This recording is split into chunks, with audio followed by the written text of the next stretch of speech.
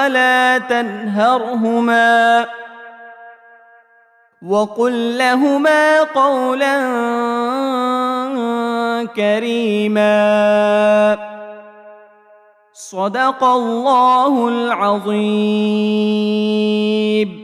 পরম করুণাময় ও অসীম দয়ালু আল্লাহর নামে শুরু করছি। মহান আল্লাহ আদেশ করেছেন যে তাকে ছাড়া অন্য কারো ইবাদত করো না এবং পিতা মাতার সাথে উত্তম আচরণ করো।